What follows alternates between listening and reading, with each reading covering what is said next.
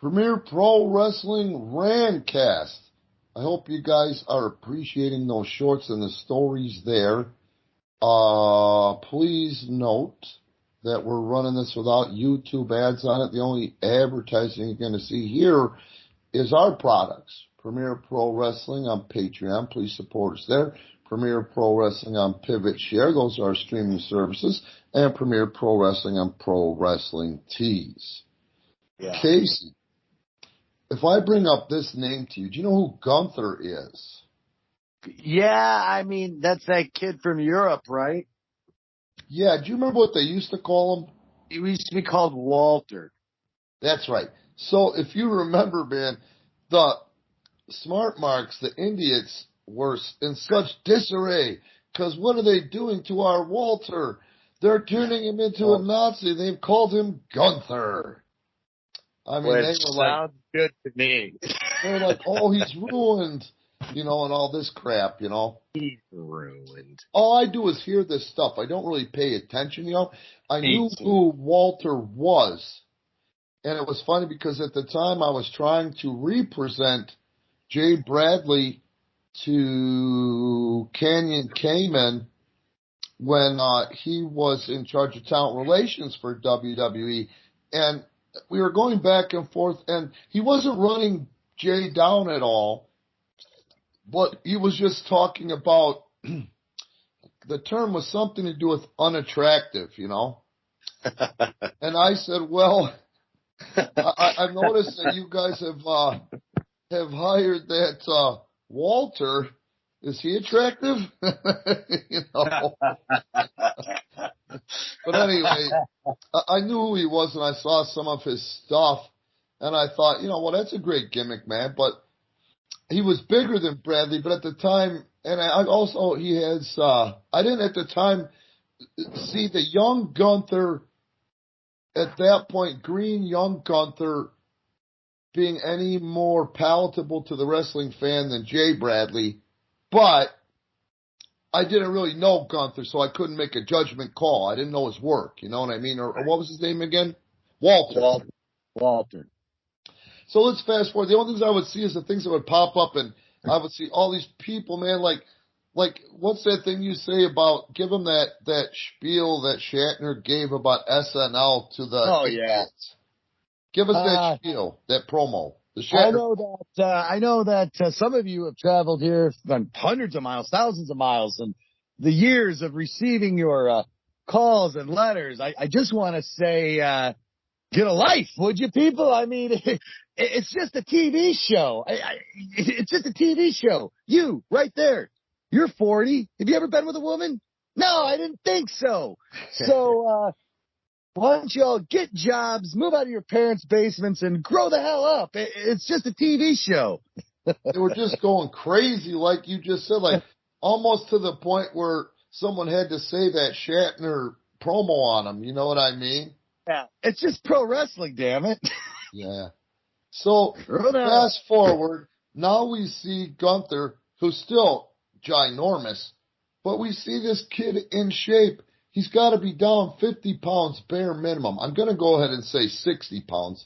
So he's added 10 years to his life. He looks good. Unbelievable. It's not the same guy, but he's still a giant by industry standards. So all that was put out there. You know what I mean? These people were all, oh, no, the world is ending. Chicken Little, this up in arms. Yeah. Here he is from an interview yesterday. And this is Walter, who is now Gunther. I'm moving to the main roster and finding his place. I feel very comfortable in the situation I'm in right now. It's very demanding and very challenging on the body and life in general. I would like to say in a positive way, it's very exciting time for me. I feel like in NXT before, I kind of proved myself a while ago and outgrew it a little bit, if that makes sense. And being on the main roster was a completely new situation for me again, and I had to step up and prove myself and introduce myself to a wider audience. And I think I'm doing well so far. It's going really good. I'm looking forward to every new challenge that's in front of me, and I can't really complain about anything, to be honest. So, you see what I'm saying? According to these guys, these Star Trekkers that are INDIOTs, they want Walter to stay in the past and be a big fat guy that dies by the age of 50 from some heart-related condition and broke. Yeah, and those palms are getting greased, motherfucker. Yeah. So that's what I'm saying. That's just one of those things that I just wish they would look beyond or look past to see the big picture. I mean, the mocks. Yeah, if they're that upset, and that would mean that Gunther Walter was so important to them. That means that they loved Walter, or right or wrong. Right. But again, like these indie guys out there like Anestra and the Moondog and Poncho, what are you talking about? This is a business. Business. Grease of the palm. He's on his way to being a household name and being able to, when he's, to live, to have a decent life. He got into wrestling for a reason. Yep. The business. Business. Just makes no sense to me. But I just wanted to compare that, how they are, and then how they are, and how the sky was falling, and now look at this kid fast forward a couple of years after the goofiness, Right. Yeah, he's no dummy, obviously. No, and the thing is, too, with him, he probably had no bad juju on him when he came in. They looked at him as like a giant lump of clay that would listen. Right, of course. You know what I mean? And not saying Jay Bradley wasn't, but he'd probably be a little bit more bitter because of the past, that he had with, what was it, Georgia Wrestling? What do they call that thing that the Mott was in charge of? Georgia Championship. Deep South, that wasn't good for anybody. Look what happened there, Right. But hey, I get it, Did you, I can't remember what day it was, but it might have been even Monday, man. Someone hit me up about, I didn't even have to look at it, and this isn't me burying somebody. But somebody said this to me in a message. This shit with the Saudis, that's not good. And this was on the 11th, so yeah, I think it was Monday. I says, what happened? They're saying WWE sold to Saudi Arabia. And I knew at the time, I was like, that didn't happen. Right. But there was a couple hours. I've seen the same thing out there. Well, there was a couple hours there where everybody, the INDIOT wrestler and your indie fan, and I really believe that the smart mark today, these guys in one way, shape, or form are some INDIOT wrestlers just running with this. They wanted to be in turmoil over WWE being sold to Saudi Arabia. So, my first question would be to the INDIOT or the indie wrestler, what do you give a fuck for? You say you're in this for the love of the business. Of the game. Yeah, like, how does this affect you? Look in the mirror. Yeah. You know what I mean? No, I'm never going to work there. Oh, man, I'm going to have to... Yeah, what do they think? Like, oh, man, I was going to make it. Now I'm going to have to move to Saudi Arabia. Exactly. We're going to make it anyway. And then number two, don't you know by now not to believe everything you read on the fucking internet, especially to the point where you're throwing fits and breaking blood vessels? Well, of course not, Randy. That's ridiculous. What are you talking about? In what world is that fun? That's our world. Just what an incredible waste of energy. Nothing is accomplished. Oh, I know, dude. I still don't. I never read the sheets. I never paid attention to any of that stuff, and I still don't today. Never did. Yeah. It's just amazing to me, though, that it's some drama like that. And I says, what the fuck are they talking about? So I was in the wrestling business, but I was out living my life. I wasn't a 40-year-old virgin living in my parents' basement. Well, right away when I hear some shit like that, I'm like, now there's no way that happened. The first thing I do is I go to TMZ.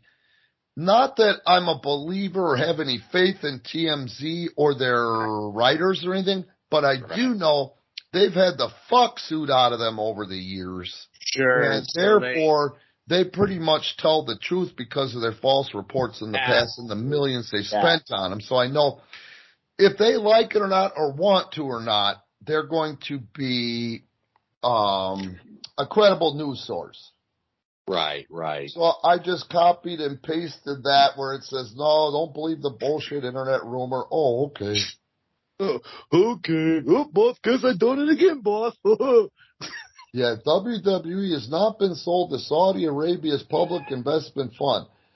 This is according to someone familiar with the situation. TMZ Sports has told the deal has not been made between the two sides, despite widespread rumors saying otherwise. Do you see what I'm saying?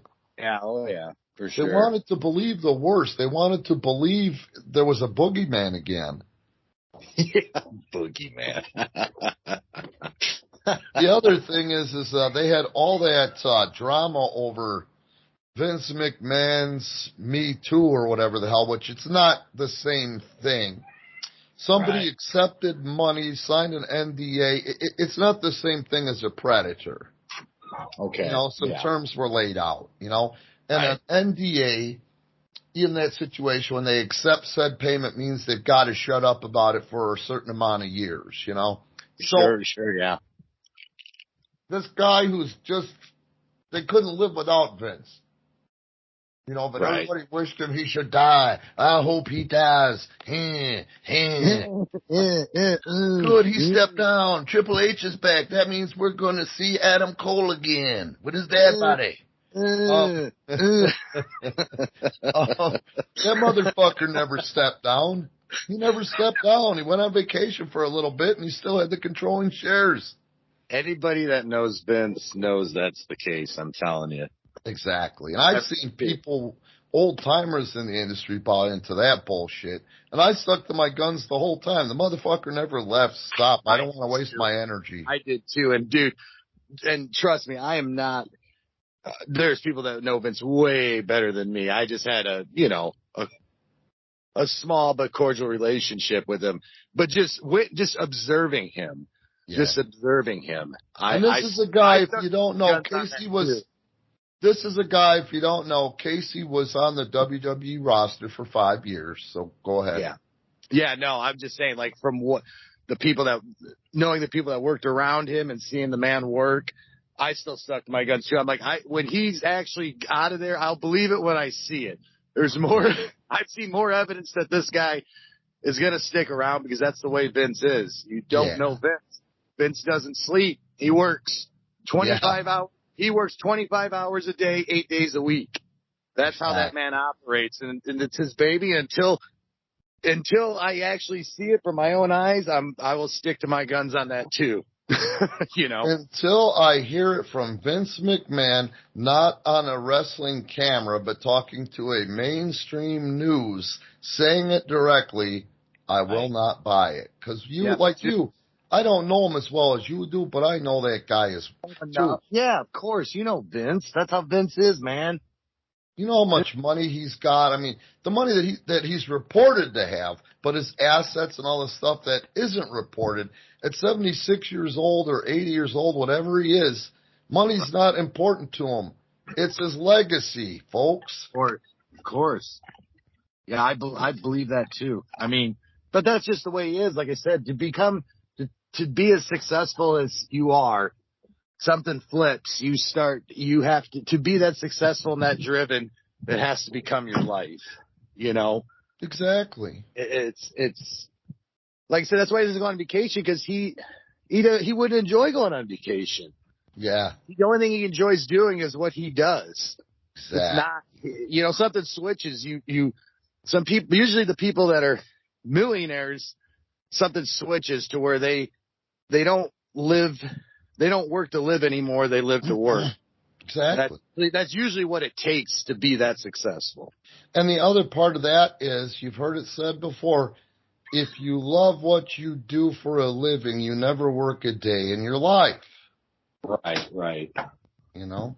And yep. People are going to say, like, the INDIOT will say that we're gay for Vince or WWE or whatever.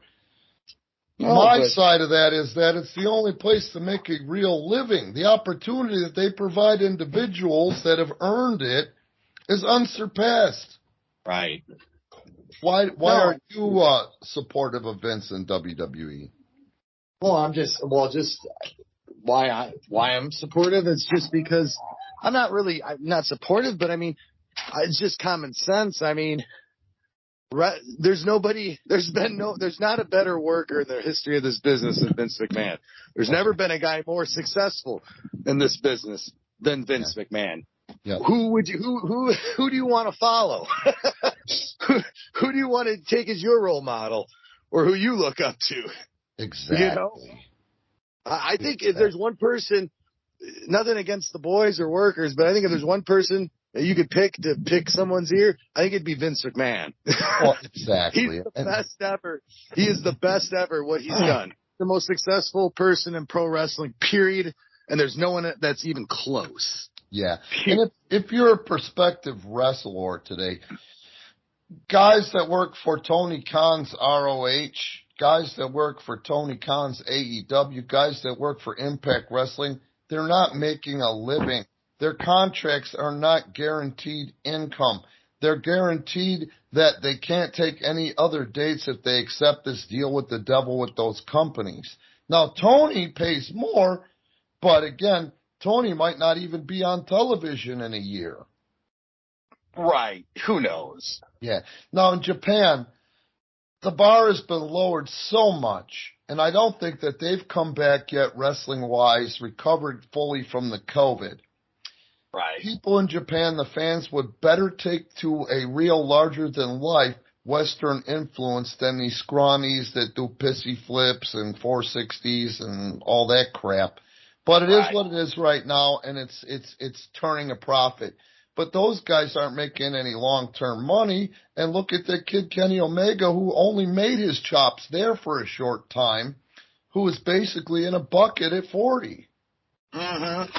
You know, unfortunately, AAA, who has all the potential in the world to really provide opportunity, is still too hung up on trying to be an international company, which is slang for we want to mean something in the States. Instead of sticking to their lucha style, it is, man. Instead of sticking to their style that works, where I was down there seeing them running 3 or 4 nights a week, 7 days a week. Now they're running crap, and their top stars are trying to be Orange Cassidy, you know? Right. Now, to me, a company that would be a somewhat of a future, but still at the end of the day, Japan or Mexico, those are just stepping stones to get noticed by Vince to make a real living. It's always been that way for the most part. For the most part. Unless you're a Stan Hansen or, there are exceptions to the rule. I'm going to say this. In 2008, when Ricky Banderas was the top heel for AAA, that kid was making $3,000 a week, and he didn't have to pay taxes on it because it was made in Mexico. Yeah. No?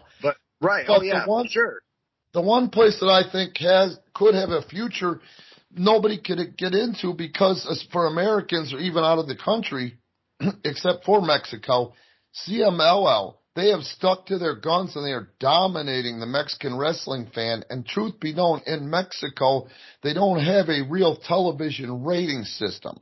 So in Mexico, their ratings are 5 times higher than Raw. More people see CMLL wrestlers per week than see people on Raw in the States. Wow. Now, CML holds it real close to the vest. They don't trust people, especially Americans, because of all the bullshit they've dealt with over the years. So they're so tight-knit, it's almost impossible to even get their ear to do something with them. Sure. Yeah, I believe that. Yeah. Yeah, like, if you fucked with CMLL and you fucked with CMLL and took them and exposed and exploited their video library to their current stuff, to the English-speaking world, via streaming, via different television programs, via a network, because that's how much content they have. Well, then you're looking at something viable, but it's just not going to happen. They're comfortable where they're at. They're happy with what they're making, and they keep their circle nice and tight so that way they don't have any bullshit in there and drama to deal with. Let's just do business. That's smart. Yeah.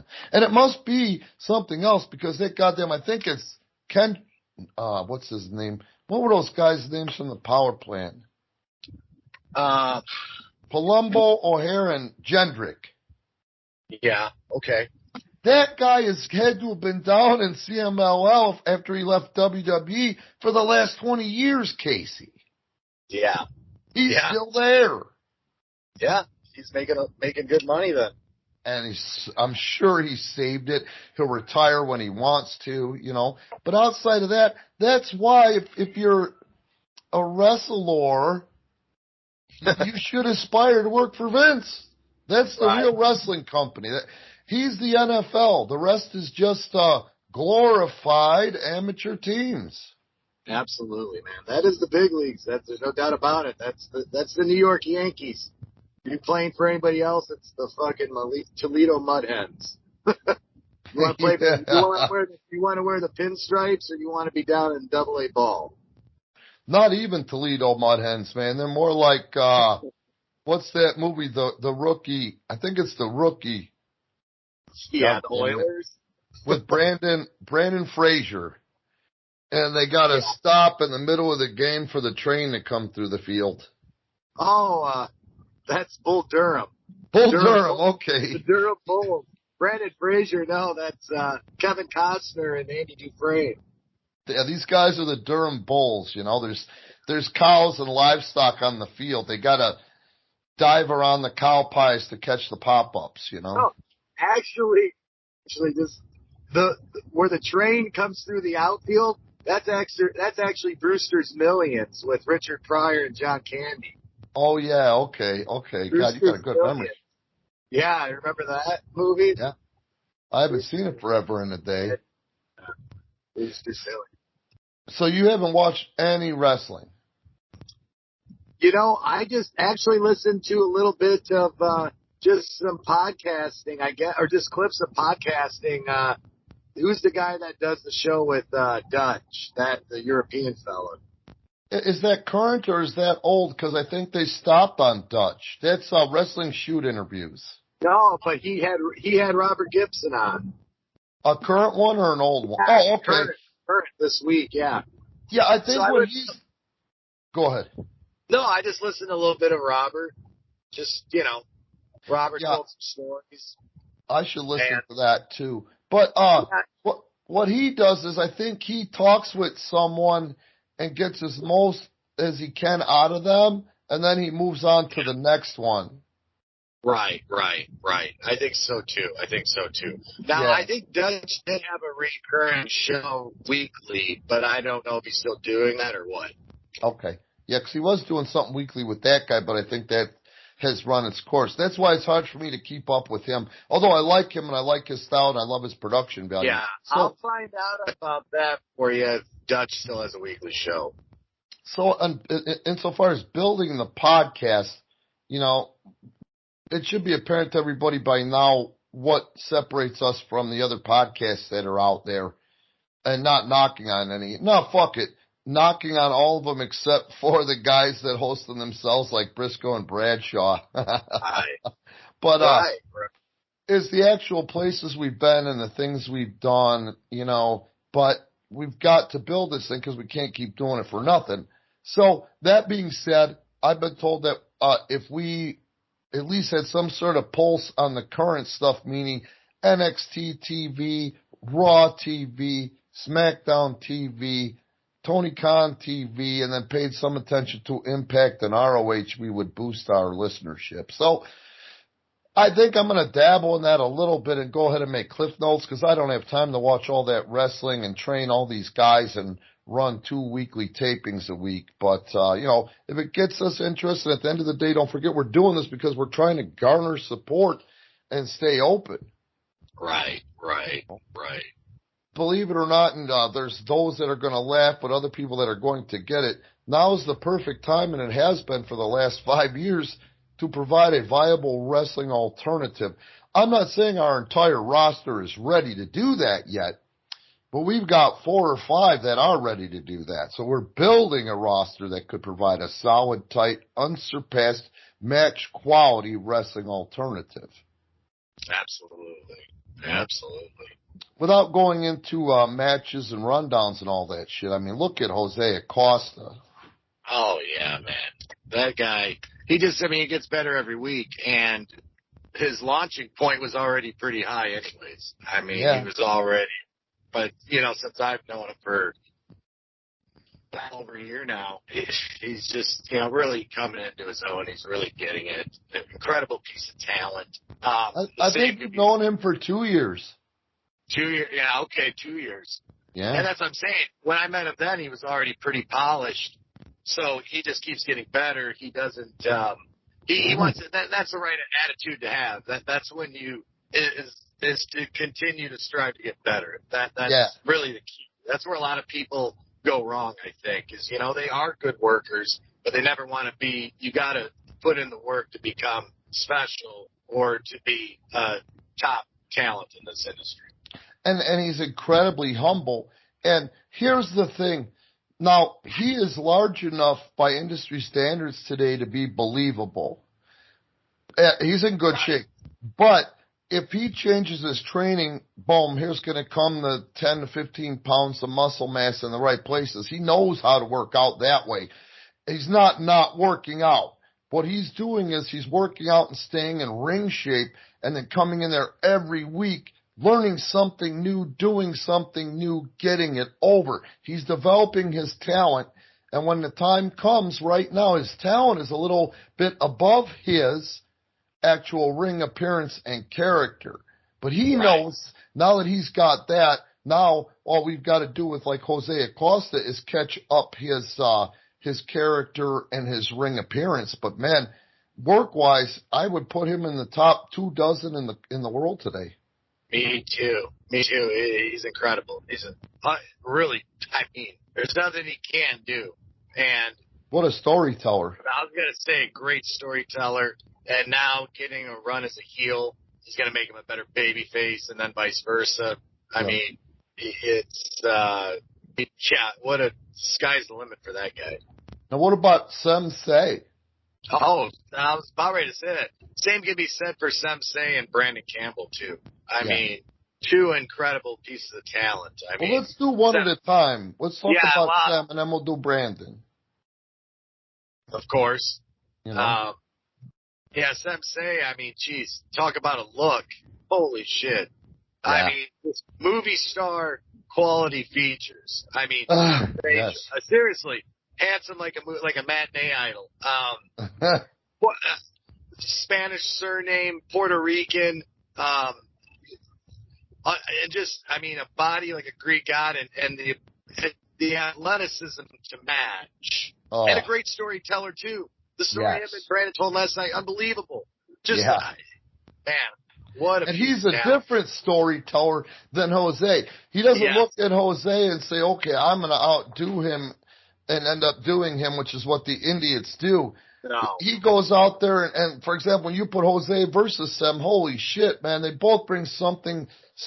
They bring something right now to the ring. Imagine where they're going to be in a year, 2 years, that the whole nation, they could appeal to the world with their skills. Yeah, that's the thing. Styles make a fight. Contrasting styles is when it really becomes great. Exactly. And those two are different. They're 2 different animals, but just as equally brilliant. Yep, and not to mention, Sam has been on American Ninja Warrior at least 4 times, and I think I checked at one point.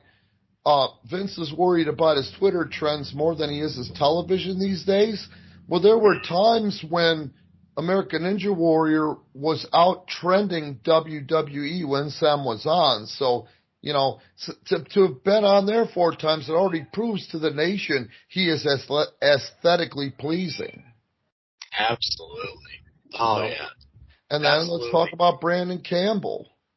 I mean, like I said, different animal. Big kid, 6'4". How much do you think he weighs? 250 range? 240. Yeah. Incredible athleticism for his size. You know, can work both styles. He can work. He's like right in that tweener that he can work with the big guys, but he can also work with the smaller guys and tell different stories and have competitive matches, which is a commodity these days. Yes. He's not shoehorned to one or the other. You know, he's not typecasted into one or the other. He can work with anybody. Good looks, big, tall, good-looking, ethnic kid. I mean, and he continues to get better too. Hard worker, works hard. He's putting his time in. So, well, that's it. You know, he's only. Old is he, Rand? How old is he? 20. 21 or 20. Yeah. Anyway, the thing with him, man, is he came in loaded for bear when he came to work with us, and he already had a natural for this, a love for this that's embedded in the soul, like you did, you know. Right. But the thing with him again, the attitude of this kid and the work ethic, they match. The humility in this kid. He's only been in the business not even a year and a half, and he's got almost 200 matches under his belt. Yeah. And again, Jose, Sam, Brandon, they know they've got more to learn, even though that they make everybody else out in the Indies look like a shit stain. And that's what it takes. That's the most exciting thing, is they understand that, and they continue to get better.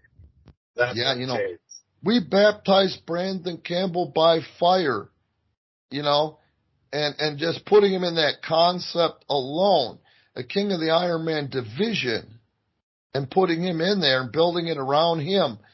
It's just coming back to him in Aces. If you look at the minutes and the ring time that kid has. Yeah. You know, Jake Hassard, another one. He's coming along. He's a grown man. You know, he's emotionally and mentally mature. He works hard. He's got an it factor he's developing. Yeah.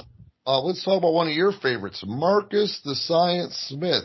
He calls himself, what was it again? Harley Race on the Streets. Harley Race on the Streets and Gilbert Between the Sheets. But he meant to say Goldberg, but he said Gilbert by accident. Right. Probably closer to that than Goldberg, but, you know, who knows? Maybe I'm not giving the science enough credit. Now, some of the things I like about Marcus that are a shoot, his actual, real, pure love for the industry. He is a student of the game. For Christ's sake, the guy moved from another area, got a job out here just so he could be a part of things when we started taping weekly, and how he's picking it up and he's coming into his own, and he's developing his vocal skills at the same time and his storytelling, you know? Yeah. Oh, yeah. No, I mean, talk about, and I want to talk about Jake, too. I mean, just real quick. I mean, Jake is, I mean, in a year has made tremendous strides. I mean, he's got the look, too. And all this, what's incredible about all these guys, they all have different looks.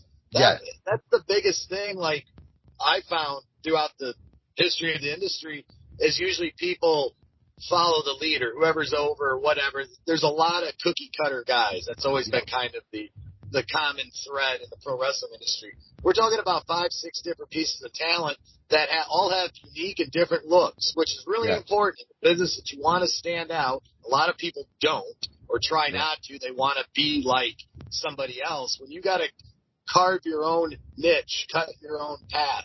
So, I mean, Jake's got the music. He's an entertainer. He's comfortable in front of people. And, you know, he's got a certain charisma about him, which is the most important thing, is the it factor. Being able to reach through that camera and touch the people at home, that's the most important thing in this industry. And Jake has a lot of those qualities. And then Marcus, I mean, geez, since he's moved here in the past year, what an incredible heel is that he's, you know, developed himself into being. I mean, he's really he's one of, besides Jose, he has legit heat most of the time, you know, and that's very hard to do in today's industry. And Marcus is starting to get it. I mean, the tag matches he's been having with Charlie Hustle, Adam Rosencrantz, and Jay Leon, incredible. Last night, incredible. Yeah, great chemistry. You know, and fucking Charlie, he's got to get some of the things that he's got going cleared up. But goddamn, when he's there on Saturdays, he's focused and he brings his fucking A game. Yeah. And talk about, hey, there's a guy, look how he's coming into his own. Always been a baby face, never saw himself as a heel. He's finally starting to take to it, or he's bigger. You know, I think that was the best thing for him was to turn heel. And, man, did you see him change gears last night? Unbelievable. Man, he found that overdrive. I forgot to tell him that. That's what I wanted to tell him. It was good job. You know, they're ha-ha, but man, when those baby faces started to build a little bit of hope in that heat, man, when he shut him back down, boy, he was all business. Good job of changing gears and getting nasty, which you have to do, especially as a heel that with a little levity. You know, you have to be able to have a mean streak in you. And then to pull out a perfect standing moonsault right out of his ass to the back in the midst of all that, that's special. Yeah, and he does it with he's jabbing and snarling, you know, punch and snarl. So he hits that and he's snarling, you know. Mm-hmm. Which is important. And then Jay and Rosie, you know, they're working hard. They're coming along. The people are buying them. Absolutely. If they are harder, and if they can, go ahead. I was going to say again, two totally different guys, different looks. They're not like anybody else on the card. Yeah. You know, contrast of styles, which make the best tag teams. These guys, you know, but talk about, I feel like they are your prototype. They are your white meat baby faces, but with an edge, but a modern day white meat baby face, you know, contemporary baby faces. Which, you know, you can't be the old school white meat baby face. I don't like to even use that term, but they just are the embodiment of a babyface tag team, but with today's, you know, twist. And what makes them special at this point is the teachability of those guys. Oh yeah, absolutely.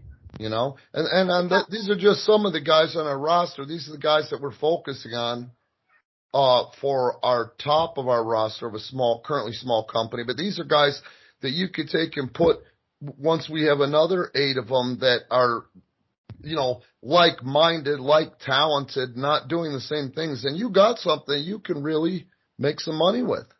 Right. Yep, absolutely. It's a good roster. And, you know, they go out there and they work for the people. They work for the match. They don't try to work for the boys in the back or the sheets or any of that bullshit. And they don't rip on each other. There's no drama. No. You know, and that's what it takes, you know, and that's what our goal is eventually. But anyway, those are just examples. I mean, we fucking pimp Patreon and Pivot Share and all that stuff, but at the end of the day, man, that's how we're going to keep the doors open. And the content, you're never going to go wrong with the guys that we mentioned in their matches that are on our streaming services. Yeah, and it does. I mean, at the end of the day, you're right.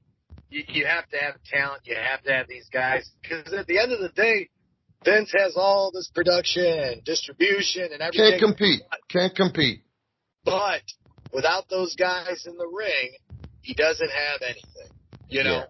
Yeah. You always have to have – it always comes down to what happens between a 20 by 20 or 18 by 18. Exactly. You know? Vince is a promoter. And if he has nothing to promote, then he's out of business. And that's our focus right now is you cannot, last night, just off the top of my head, the tag match, Brandon and Sensei, and then Jose and Jesse. We forgot Jesse, you prick. Yeah. As far as in-ring quality goes, those matches were some of the best matches anywhere in the world last night. Yeah. What about Jesse, you little bastard? And Jesse already, what it really takes to be on top of this industry is heart. And, you know, you can't, if you learn how to work and you work 100% of the time, you can't be denied. And Jesse's already proven that he has that quality coming back from his injuries and his motorcycle accident and getting back, actually having the balls to get back in that ring. That's really what it takes. Well, I believe that him and Jose went 2 out of 3 falls for 20 minutes last night. I know they went 2 out of 3 falls for 20 minutes the week before. Yeah, this guy's coming off. I mean, less than a year. Less than a year. He's not even fully healed inside. Dead, you know. I mean, now that's really charisma, and if you have that type of quality in you to be that versatile and to be able to handle, you know, shit that happens in your life, have some resilience and some backbone, those are the two most important qualities to have. Yep, and if they can be mentally and physically tough, and to have charisma and an it factor. And neither of those things you can really teach somebody. Nope. You know, you either have them or you don't. But that's really what it takes. You could be with hard work and not having maybe that backbone and charisma, you could make it in this business. You could still make a living. You could still serve a purpose. But if you want to be a top guy, those are the two qualities you have to have. And you have to maintain them. That's the other thing is you can have those qualities, but you got to maintain them. Oh, yeah. Well, some people do, and they don't know what to do with them. Yeah. You know, they don't know how to. So there aren't, like I said, man, no guarantees. It's a crapshoot. It's still show business. Yeah. You know. At the end of the day, it's sports entertainment, man. And this is tougher than any other form of sports because no matter what anybody thinks or says or tries to run down what we do, the physical involved in our industry is unsurpassed, even fucking pro football. You know, boxing maybe has it on us, and MMA, yes. Well, it's like I said, it's the grind. It's the years and years of doing it all the time. You know, it's usually not one match that gets you, but if you work full time for 10 years, 20 years, there's nothing that can, you know, that's what gets you. You know, And before we close this, I want to say one last thing, and then we'll shut it down for this week. I was thinking about this, man, and I keep forgetting to say it verbally, and I keep forgetting to say it on the group page, and you'll appreciate this, I've never probably shared this with you. There was a time where when I was getting guys tryouts, and I've gotten 7 guys tryouts, you know, with WWE, NXT, this kid they were interested in, and there was... by appearance, you have to be interested. He's a good-looking kid. He was 6'5", 6'6", good-looking kid. He looked like a giant Ken doll, you know. Just based upon that, they were interested. They wanted to take a look at him for that first tryout, plant the seeds, you know. Yeah. So this kid gave me the old Eddie Haskell and tried to act like he was something that he wasn't, which was a real wrestler with a decent emotional and mental balance and a pro athlete, you know. Yeah. So when they finally got back to me, because of course all of a sudden his love for the industry feigned if he didn't get a call for a tryout for 3 months, you know what I mean? Yeah. So out of the blue, they hit me up. Canyon came and hits me up and says, okay, it's time. We want to take a look at him. And I'm like, fuck, man, I don't talk to that kid anymore in my head, you know? So then you go, well, do you want to do this so you can tell the internet that you got another one to try out? But instead I said, no, I'm not going to do that because that's not how I have my relationships. This is a business. I said, Canyon, he doesn't work with me anymore. My thumbprint is not on him. Here is his direct contact information. Good luck. Nothing else. Didn't bury the guy. Canyon goes, now wait a minute. Why don't you work with him anymore? I just said, because he's just not what I thought he was. He's not in ring shape. He doesn't want to learn how to work. You know what I mean? Yeah. He doesn't listen. And he said, well, how in the fuck is he going to listen to us if he can't listen to you? Right. And he goes, listen, let's try this. Let him know we're interested, you know, and let him know that if he succeeds with you, that door is open, and we'll revisit this in another 3 months when we have another tryout. Right. So I told the kid, and now it's going to be, yeah, this, that, and the other. I'm going to be bigger than Elvis, you know? Yeah. So he shows up once or twice, you know? And then stops showing, and then a month later, Kenny's like, how's the progress? I go, motherfucker showed up once or twice, haven't heard from him again. He goes, oh, well, fuck him. He'll never work here. We already know what he's made of. You know?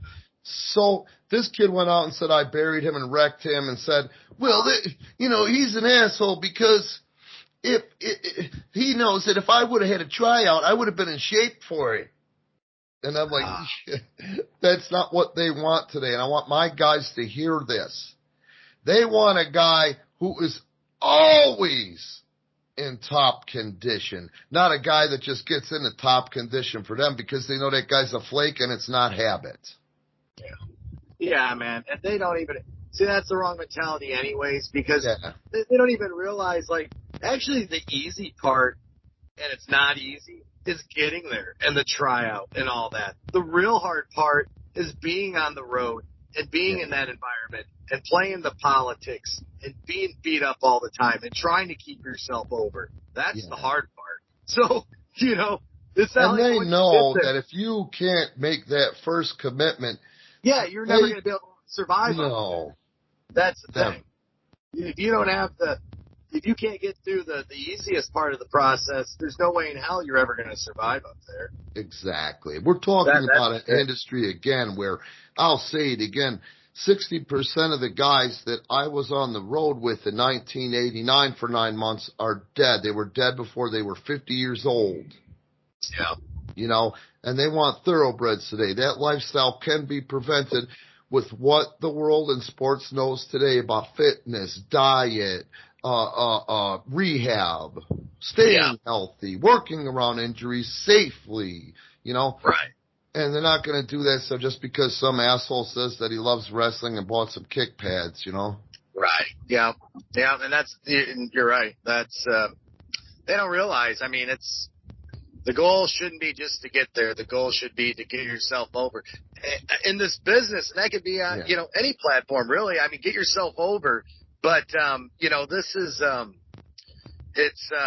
that's when the real work begins, is when you get there. That's when and if you can't get through that, if you don't have like you say, the emotional stability or the mental or physical ability, and that's why we talked about you got to have an it factor. First off, if you're not something Vince can promote and draw him money, you're worthless anyways. But let's just say you do have a certain character or charisma about you.